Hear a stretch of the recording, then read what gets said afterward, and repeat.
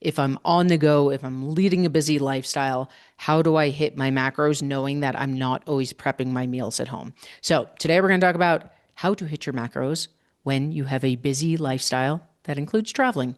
Check it out. So, in this episode, I'm going to give you some very hands in the dirt, brass tacks of things I do when I travel.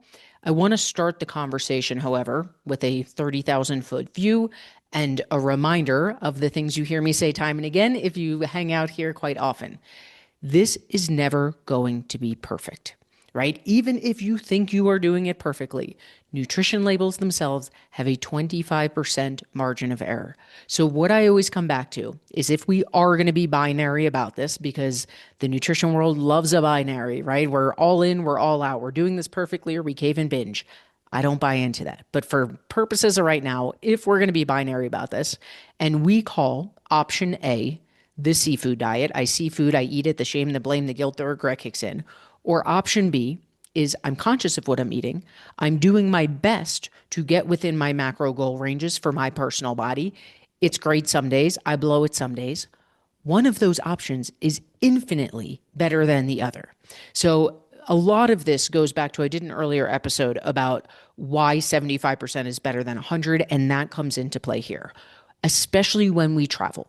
This is never going to be perfect. When we're in settings where we're not in complete control of our food, we're never in complete control of our food, but you know what I mean for purposes of this conversation. We are not the ones at home making our food, knowing exactly what goes into it. It is never going to be perfect. And this is never perfect. So it is always about being conscious, making smart decisions, aiming for those macro goals, knowing that it is not going to be perfect. Now, with that said, let me give you some more tactical advice. We have a lot of women inside Ignite, our 12-week program, who travel a lot for work. Sometimes that's flying, sometimes that's driving back and forth between states, sometimes that's Airbnb, sometimes that's hotels. When you travel a lot, the biggest challenge for 99.99% of people is protein, right? Grab and go snacks, hotel food, airport food, going out to eat tends to not be very protein-based, protein focused. So whenever I travel, I don't care if I'm talking about a road trip, if I'm flying somewhere, if I have an Airbnb with a kitchen, or if I'm staying in a hotel, I am always packing snacks that are protein forward because I know that the whatever meals or grab and go snacks I'm getting at the airport or in the hotel lobby or whatever, they are probably not going to be protein forward. I will say in the past few years, we've really upped our travel game. I found some protein Quest chips at the airport a couple of weeks ago, and I was like, way to go, airport. You're getting with the game. You can find protein bars now. If you're a meat stick kind of person, you can find those at airports.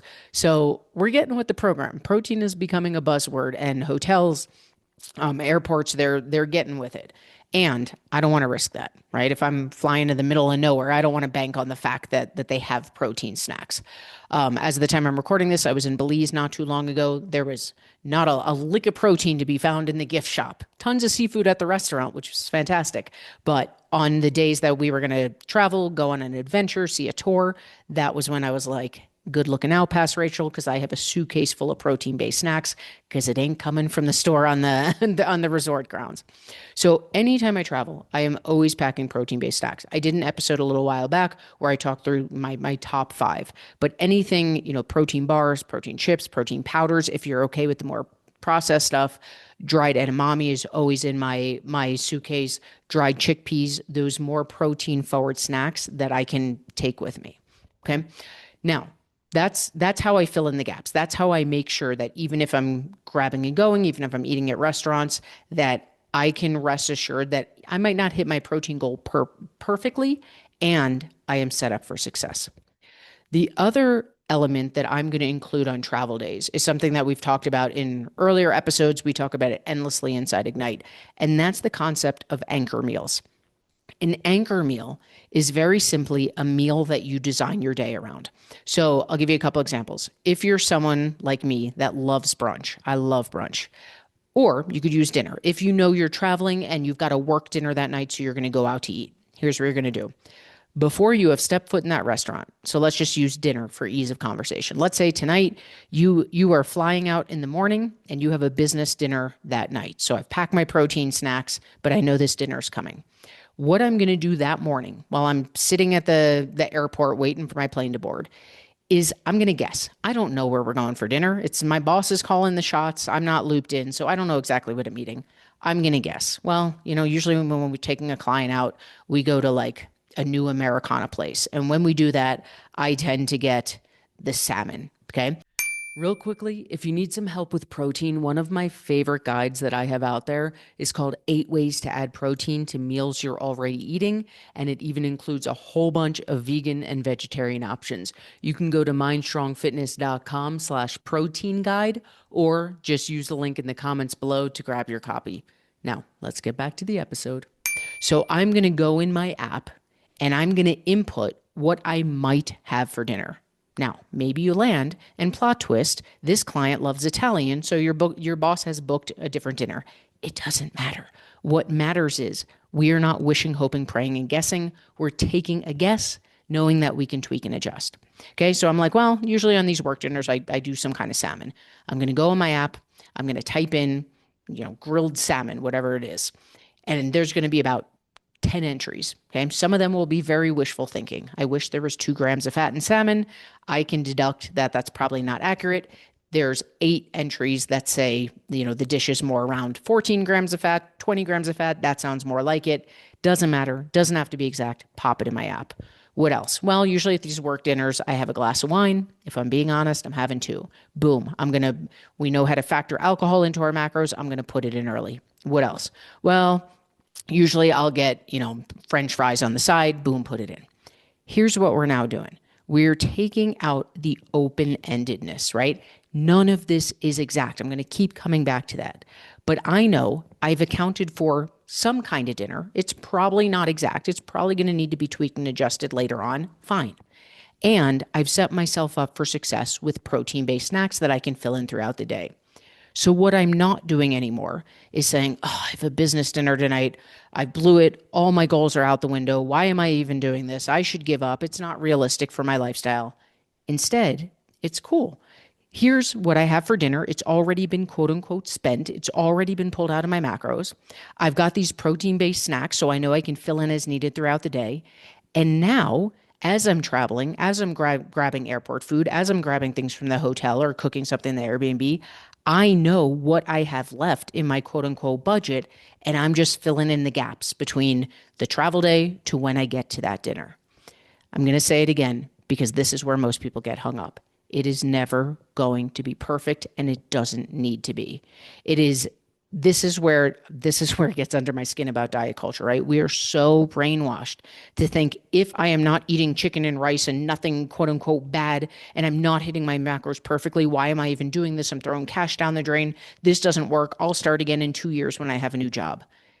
There's zero truth to that. Zero. Even if you think you are doing this perfectly, you are not doing it perfectly because nutrition labels have a 25% margin of error. The name of the game is, am I being conscious of this? Am I getting as close to my macros as possible? Am I focusing on getting my protein, which tends to be the hardest part, especially when traveling? If you are checking those boxes, you will see results. Yes, it is true that the more exact we are with this, the faster it's going to go. And it is not a black or white, A or B binary conversation. If you're someone who works from home and can pre-make all your meals and can track your macros to the best of your ability, great, you might move a little faster. And that is not a realistic lifestyle for a lot of us. A lot of us travel quite a bit. It's part of our job. It's part of our lifestyle. For me, life. This is one of my favorite things in life is traveling. So if I have to give up, quote unquote, give up doing macros, very big, quote unquote, perfectly to be able to go sit on a beach in Belize for a week, absolutely yes. What are we doing here if we're not living our life? To me, travel is one of my favorite parts of being a human on this earth. So do I want to be in my rocking chair at 99 years old being like, well, I didn't go anywhere. I didn't have my dream job. I didn't travel, but man, did I hit my macros perfectly every day. Nobody's doing that. And you didn't even hit your macros perfectly. But if we can get to 99 years old and be like, man, I tore that up. I had a dream job. I traveled the world. I vacationed. I unplugged. And guess what? I did it in a body that was healthy, that was fueled, that had the energy to keep up with that. That's what matters. That's what we're here for. right? I talk about this a lot because I think we get so caught up in the details, we forget the big picture. Nobody is walking around wearing a t-shirt that says I weigh X amount of X number of pounds.